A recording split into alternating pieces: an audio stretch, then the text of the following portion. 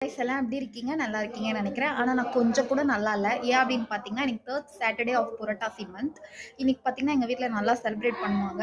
அதனால என்ன ஆச்சு அப்படின்னா, இன்னைக்கு வந்து என்னோட ஃபர்ஸ்ட் டே பீரியட்ஸ் காலையில 8:00 ஆயிடுச்சு. ஸோ அதனால எங்க அம்மா என்ன பண்ணாங்க அப்படின்னா, காலையிலேயே வெளிய போம்மா, வெளிய போய் உட்காரு அப்படின்னு சொல்லி அனுப்பிச்சிட்டாங்க. காலையிலேருந்து இதே சேர்ல இதே இடத்துல தான் உட்காந்துருக்கேன். ரெஸ்ட் ரூம் கேட்டேன் விடல. குளிக்கணும்னு சொன்னா விடல. சாப்பாடும் தரல. வெளியே தான் வாங்கி சாப்பிட்டேன். அதுக்கப்புறம் என்ன ஆச்சு அப்படின்னா, நீ வந்து சாமி கும்பிட்டதுக்கு அப்புறம் தான் உள்ள வந்து குளிச்சுட்டு தான் சாப்பிடணும் அப்படின்னாங்க. சரி ஓகேன்ட்டேன்.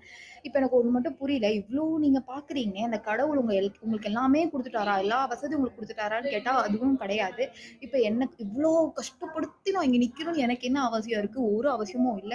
இவ்ளோ பண்ணி என்னடா நடக்க போகுது? அண்ட் முக்கியமா ஒண்ணு, உங்க வீட்ல எல்லாருமே கேட்டுருப்பாங்க. அது எப்படி உங்க நல்ல நாளைக்கு தான் பீரியட்ஸ் ஆகுமானா, எங்க டேட் எங்களுக்கு தானடா தெரியும். அன்னைக்கு தானடா ஆகும் வெண்ணெய்ங்களா? அப்படின்ற மாரி இருக்கு. இது எங்க அம்மாவுக்கும் உட்பட தான் சொல்றேன். முதல்ல யாராச்சும் இந்த மாரி இருந்தாங்கன்னா திருந்துங்கயா. உங்களுக்கு ஏதாவது இன்சிடென்ட் நடந்துச்சுன்னா மறக்காம கமெண்ட் பண்ணுங்க. அண்ட் சப்ஸ்கிரைப் பண்ணிக்கோங்க.